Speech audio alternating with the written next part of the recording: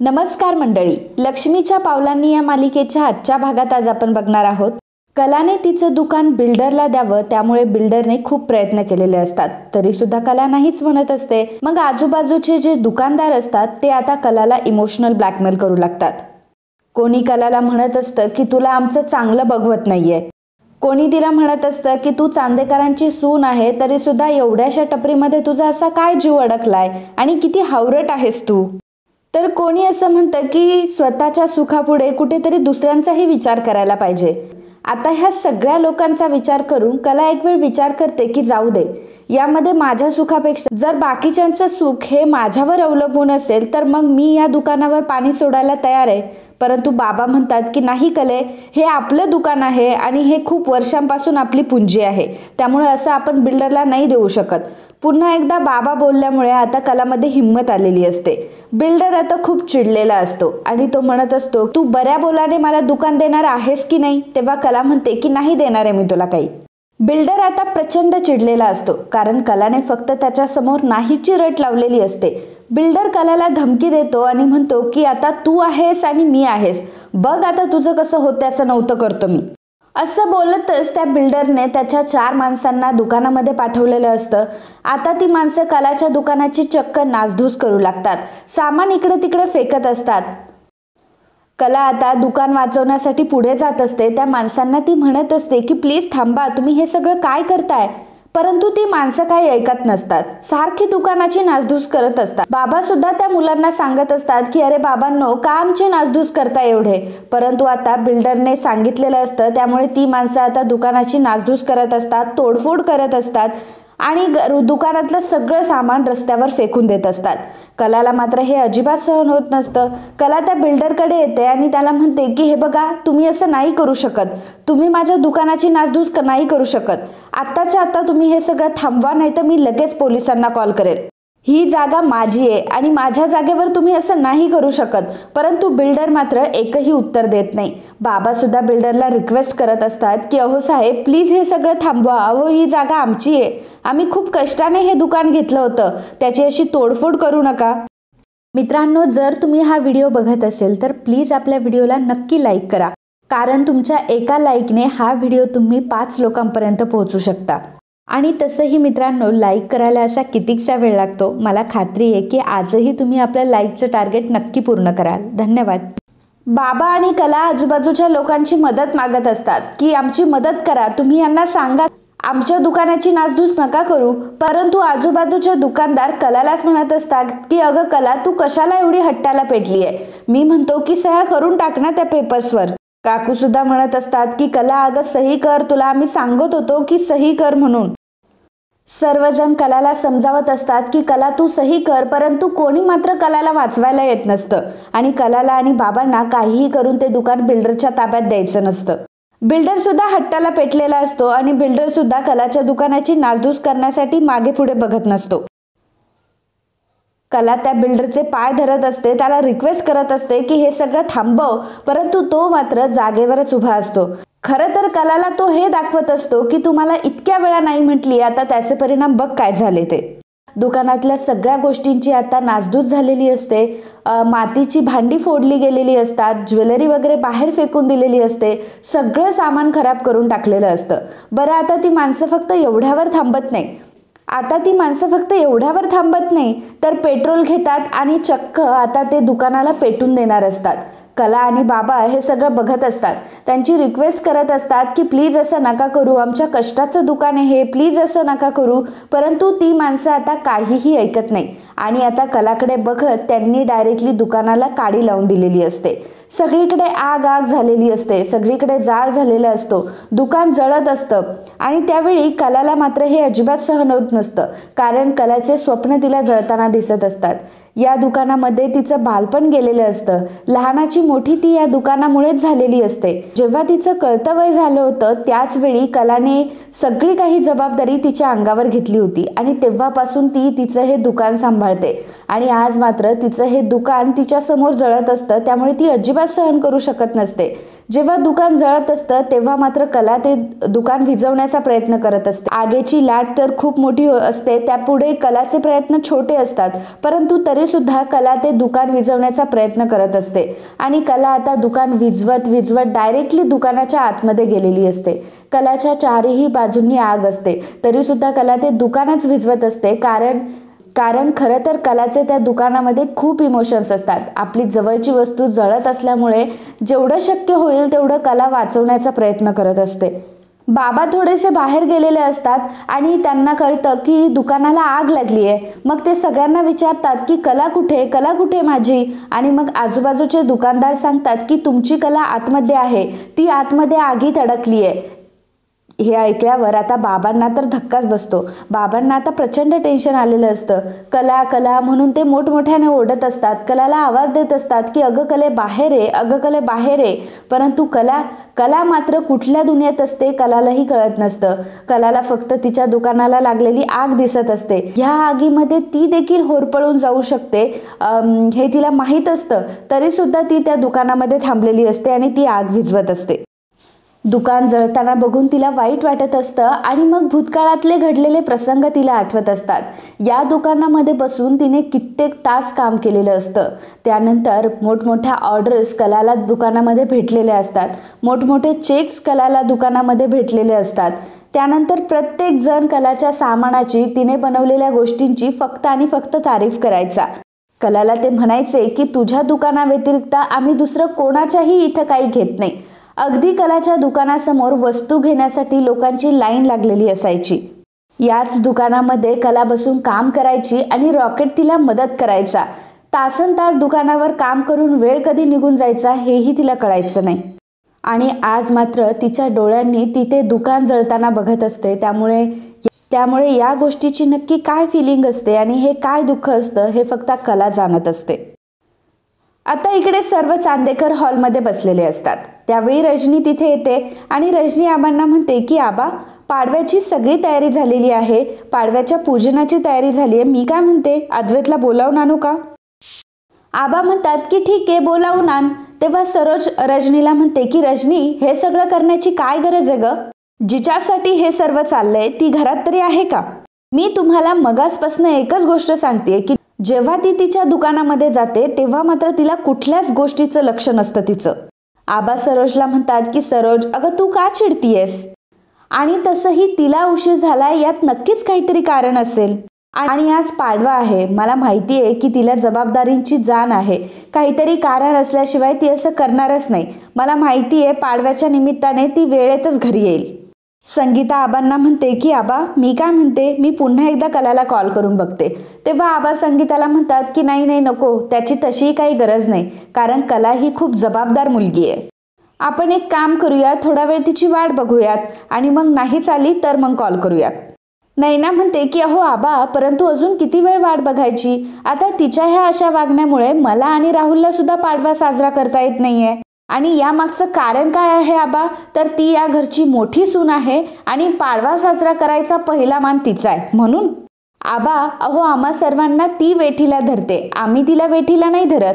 आबा नैनाला म्हणतात की नैना, या सगळ्या गोष्टीवर मला अजिबात चर्चा नकोय.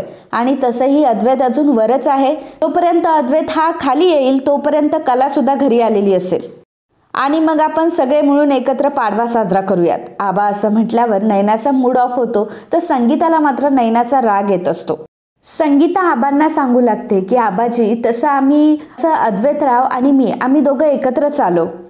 कला मात्र दुकानावर गेली होती आणि तिचं काहीतरी काम होतं तिकडे म्हणून ती गेली होती. तिला यायला उशीरच होणार होता, परंतु आता खूप उशीर झालाय. इकडे कला मात्र तिचं दुकान विझवत असते. थेंबे थेंबे तळे साचे असं म्हणतच थोडं थोडं का होईना ते दुकान विझवण्याचा ती प्रयत्न करत असते. तिच्या हातामध्ये एक चादर असते आणि त्या चादरीच्या साह्याने ती आग विझवत असते. तर बाहेर बाबा मात्र खूप रडत असतात. दुकान गेलं असं म्हणत रडत असतात. त्यावेळी काजलही तिथे येते. काजल जेव्हा हा सगळा प्रकार बघते तेव्हा तिलाही खूप मोठा धक्का बसतो. बाबांना ती विचारते की बाबा, हो हे सगळं काय आहे? आपलं दुकान कसं काय जळालं? मग बाबा आता काजलला सांगू लागतात की अगं काजल, त्या बिल्डरच्या लोकांनी आपल्या दुकानाला आग लावली. आणि बघ ना काजल, आपली कला तर आतमध्ये आहे. हे ऐकून काजलला धक्का बसतो. काजल म्हणते की काय, कलाताई आतमध्ये आहे? बाबा आता कसलाही विचार न करता त्या आगीमध्ये कलाला वाचवण्यासाठी जात असतात. तेव्हा काजल त्यांना मागे ओढत असते आणि म्हणत असते की बाबा हो, हे सगळं काय करताय तुम्ही, थांबा 1 मिनिट, आपण वाचूयात कलाताईला. बाबा म्हणतात की बघ ना, माझी पोर आतमध्ये एकटीच आहे आणि तिला आगीची किती भीती वाटते.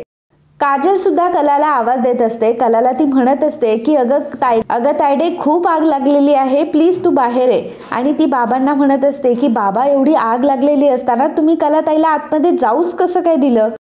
बाबा आता रडत असतात आणि रडत रडतच आता ते संगीताला कॉल करतात. संगीता कॉल घेते आणि म्हणते की काय हो, काय झालं. तेव्हा बाबा म्हणतात की अगं संगे, कुठेस तू. असं म्हटल्यावर बाबांचा आवाज ऐकल्यावर संगीताला डाऊट येतो की काहीतरी चुकीचं घडलंय. ती बाबांना विचारू लागते की काय झालं तुम्हाला, तुम्ही असं का बोलताय आणि तुमच्या आवाजाला काय झालं. त्यावेळी बाबा सांगू लागतात की संगे, अगं आपलं दुकान. आता संगीता घाबरते आणि विचारते की काय झालंय आपल्या दुकानाला, मला सांगा की तुम्ही रडताय का, मला आधी नीट सांगा काय झालंय.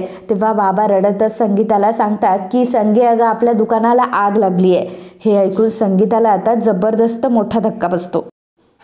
बाबा सांगू लागतात की बघ ना संगे, ज्या दुकानाने आपल्याला एवढं मोठं केलं, ज्या दुकानाने आपल्याला खाऊ पिऊ घातलं, ते दुकान आज मी जळताना बघतोय. अगं त्या बिल्डरच्या माणसांनी आपल्या दुकानालाच आग लावून दिली. काजल बाबांना म्हणत असते की बाबा अहो, तुम्ही का रडताय आणि एवढा त्रास करून का घेताय तुम्हाला काय होतंय, तुम्ही मला सांगा. तर संगीता जेव्हा ही न्यूज ऐकते की तिच्या दुकानाला आग लागली आहे, तेव्हा मात्र संगीताच्या पायाखालची जमीन सरकलेली असते. संगीता आता प्रचंड टेन्शनमध्ये आलेली असते आणि त्यामध्येच तिला चक्कर येते आणि चक्कर येऊन ती सोफ्यावर तशीच खाली पडते. आता जेव्हा संगीता खाली पडते तेव्हा सगळेजण खूप घाबरतात.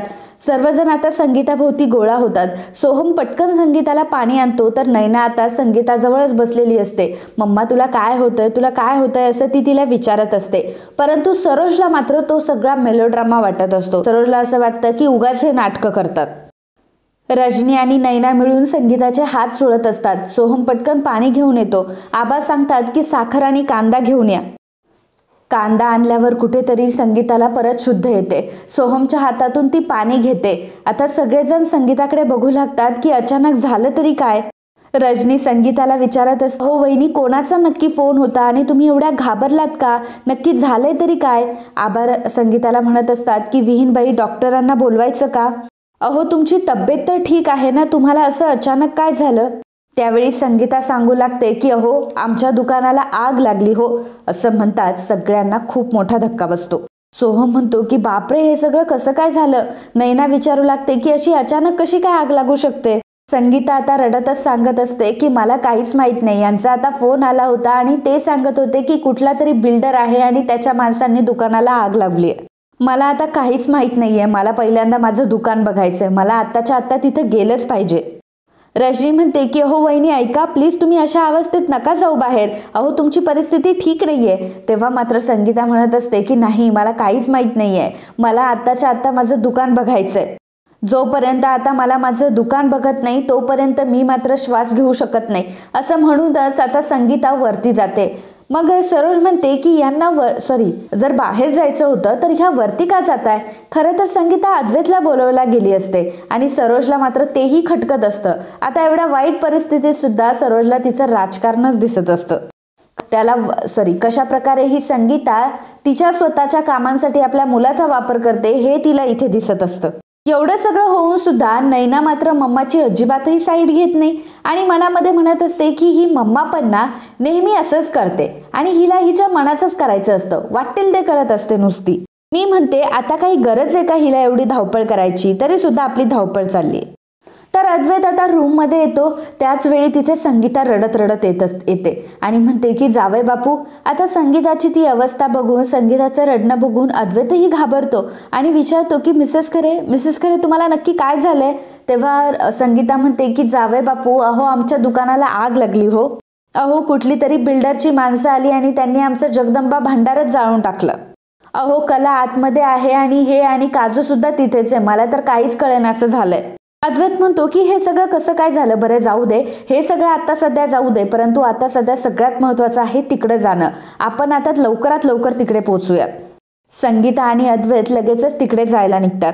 खाली सोहम सुद्धा म्हणत असतो की आबा मला असं वाटतंय की आपण लगेचच तिकडे मदतीला गेलं पाहिजे. तितक्यातच अद्वैत आणि संगीता तिथे येतात. अद्वैत आबांना सांगतो की आबा खरेच्या दुकानाला आग लागली आहे आणि मी तिकडेच चाललोय. सरोजला अद्वैतचा राग येतो की ह्याला काय एवढी गरज पडली आहे, तिच्या दुकानाला आग लागली आहे, मग हा काय इतका पॅनिक होतोय आणि हा का त्यांच्यासाठी एवढा झटतोय असा विचार आता सरोजच्या मनात डोकावतो. आणि मग सरोज अद्वैतला म्हणते की अद्वैत तुला काय गरज आहे रे ह्या सगळ्या गोष्टींची, तिच्या दुकानाला आग लागली आहे ना, तू का जातोयस. अद्वैत चिडतो आणि मग तो सरोजला म्हणत असतो की आई तुला कळलं ना मी काय म्हणतोय ते, अगं खरेच्या दुकानाला आग लागली आहे म्हणून तर मी जातोय ना. आबा अद्वैतला म्हणतात की अद्वैत तू अगदी बरोबर बोलतोयस, जा तू जा, तिथे तुझी खूप गरज आहे. तर सोहमही म्हणतो की दादा तू एक काम कर, तू आणि संगीता काकू तुम्ही 4 व्हीलरमध्ये जा, मी माझी बाईक काढतो. रजनी संगीताला म्हणत असते की वहिनी अहो तुम्ही कुठे जाताय, तुम्ही थांबा ना, अहो तुम्ही गेला तर आणखी पॅनिक व्हाल. संगीता म्हणते की नाही रजनी मॅडम, जोपर्यंत मी तिथे जात नाही ना तोपर्यंत माझ्या जीवाला काही चैन पडणार नाही. मला लवकरात लवकर तिथे जाऊन सगळी परिस्थिती बघायची आहे. ते सुद्धा कोलमडून गेले असतील, मला आत्ताच्या आत्ता तिथे गेलं पाहिजे. रजनी म्हणते की अहो ऐका ना, अहो आत्ता तुम्हाला चक्कर आली होती की नाही, अहो तिकडे जर काही कमी जास्त झालं तर काय करायचं, बघा तुम्ही असं नका करू. तेव्हा संगीता म्हणते की नाही नाही माझी तब्येत ठीक आहे पण मला तिकडे जाऊ द्यात. आता संगीताची ती अवस्था बघून आबा संगीताला म्हणतात की ठीक आहे तुम्हाला जायचंय ना तुम्ही जा, परंतु सोबतच तुम्ही स्वतःचीही काळजी घ्या आणि तिकडं जे काही घडतंय ते फोन करून आम्हाला कळवा. एवढं बोलून संगीता तिथून निघून गेलेली असते. घडलेल्या घटनेचा आनंद हा रोहिणी, राहुल आणि सरोजला मात्र खूप होत असतो आणि संगीता रडत असताना त्यांना हसायला येत असतं. तर इकडे कला मात्र आग विझवण्याचा प्रयत्न करत असते, परंतु आग मात्र इतकी वाढलेली असते की आता ती आग विझवणं सुद्धा अशक्य असतं.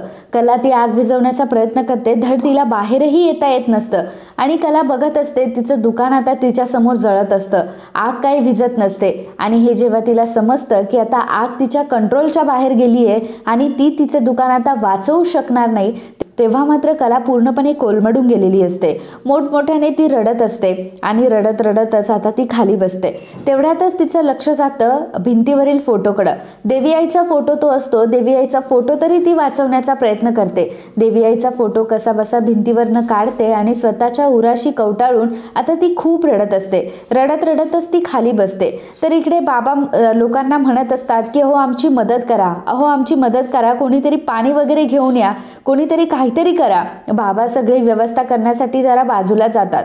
तर काजलही लोकांना म्हणत असते की अहो तुम्ही असं का करताय, तुम्ही आमची मदत का नाही करत आहे, अहो तुम्ही तर लहानपणापासून आम्हाला ओळखता ना, तुम्ही आपले शेजारी आहात ना, तरी सुद्धा तुम्ही आपली मदत का नाही करत, तुम्ही का असं वागताय आमच्यासोबत. काजल त्या लोकांकडे मदत मागत असते, त्यांना रिक्वेस्ट करत असते, परंतु कोणीही मात्र जागचंही हालायला तयार नसतं.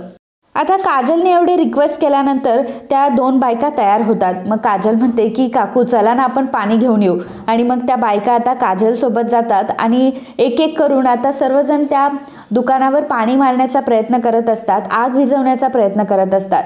बाबा सुद्धा दुकानावर पाणी मारत असतात, परंतु आग एवढी असते की एवढ्याशा पाण्याने ती विझू शकत नसते. आजूबाजूचे दुकानदार सुद्धा आता पाणी घेऊन आलेले असतात आणि त्या दुकानावर फेकणार असतात, परंतु बिल्डर सांगतो की तुमच्यापैकी जर कोणी यांना मदत केली तर तुम्हाला तुमचे पैसे मिळणार नाही. असं म्हटल्यावर आता बाजूचे दुकानदार सुद्धा बादल्या खाली ठेवून देतात आणि तेही आता दुकानावर पाणी टाकण्यासाठी नकार देतात. आणि जर त्यांना कोणी मदत केली तर तुमचं देखील दुकान जाळून टाकेल असं बिल्डर आता बाकीच्या लोकांना धमकी देतो. त्यामुळे कोणीही आता कलाची मदत करण्यासाठी, बाबांची मदत करण्यासाठी पुढे येत नसतात. काजलला कळून चुकतं की आता आपल्याला कोणी मदत करू शकत नाही. मग काजल आणि बाबा पाण्याच्या बादल्या भरून त्यांच्या दुकानावर फेकत असतात, परंतु आग एवढी असते की जी कंट्रोलच होत नसते. बाबा काजलला म्हणतात की काजल अगं दुकान खूप पेटलंय, त्यामुळे एवढ्या सहजासहजी ते विझणार नाही, आपल्याला सतत पाणी टाकावं लागणार आहे. बिल्डर म्हणतो की अहो तुम्हाला काय करायचंय ते करा, एवढ्याशा पाण्याने काय आग ऐकणार नाही. आता शेवटी तुमच्या दुकानावर आता काडी पडली आहे, ती काय विझणार नाही. बाबा आणि काजल अगदी जीव तोडून त्या दुकानावर पाणी फेकत असतात, परंतु अजूनही दुकानाची आग काही विझलेली नसते. बाबा काजलला सांगतात की काजल तू एक काम कर, तू आता पाणी घेऊन ये, मी कलेला जाऊन बघतो. आणि मग काजल आता पाणी फेकत असते आणि बाबा आता डायरेक्टली त्या दुकानामध्ये शिरण्याचा प्रयत्न करत असतात. त्यावेळी बिल्डर म्हणतो की ए मागे हो. तेव्हा बाबा म्हणतात की काय मागे हो, कसा मागे हो. माझी पोरगी तिथे अडकली आहे, दुकान जळायला लागलंय आणि तुम्ही का म्हणताय मला बाहेर हो म्हणून? आणि आता जर तिच्या जीवाचं काही बरं वाईट झालं म्हणजे आता तर माझा जीव सुद्धा घाबरा व्हायला लागलाय. मला काही करून माझ्या मुलीला वाचवायलाच हवं. कले कले असं म्हणून जोरजोरात ते कलाला आवाज देत असतात. मग तेव्हा बिल्डर म्हणतो की ए म्हाताऱ्या थांब, अरे एकदा सांगून तुला कळत नाही का, चल मागे हो. बिल्डर आता त्याच्या माणसांना सांगतो की ह्या म्हाताऱ्याला मागे ओढा. तर आता ती माणसं येतात आणि बाबांना आता मागे खेचत असतात, मागे ओढत असतात. त्यावेळी बाबा मात्र कले कले असं मोठ्याने ओढत असतात. आता त्यावेळी अद्वैत तिथे येतो आणि बाबांना सावरतो. अद्वैत आणि संगीता तिथे आलेली असतात. सोहमही त्यांच्या सोबत असतो. संगीता आल्या आल्या म्हणत असते की अरे कोणीतरी पाणी टाका त्याच्यावर. तर अद्वैतला खूप राग आलेला असतो तो बिल्डरचा. आणि अद्वैत त्या बिल्डरला म्हणतो की अहो, मोठ्यांशी कसं वागावं एवढी सुद्धा अक्कल तुमच्यामध्ये नाहीये का? निदान त्यांच्या वयाचं तरी मान राखा. असं कसं काय ढकलून देता तुम्ही त्यांना? आता खूप रडत असतात. अद्वैत बाबांना धीर देत असतो. बाबांना तो म्हणत असतो की प्लीज तुम्ही शांत व्हा. बाबा म्हणतात की अहो अद्वैतराव, मी कसा काय शांत होऊ? अहो माझी कला आतमध्ये दुकानात अडकली आहे. हे ऐकल्यावर अद्वैतला आणि संगीताला खूप मोठा धक्का बसतो. संगीता आता मोठ्याने हंबरडा फोडत असते. तर अद्वैत मात्र कसलाही विचार न करता तो डायरेक्ट दुकानातच शिरतो.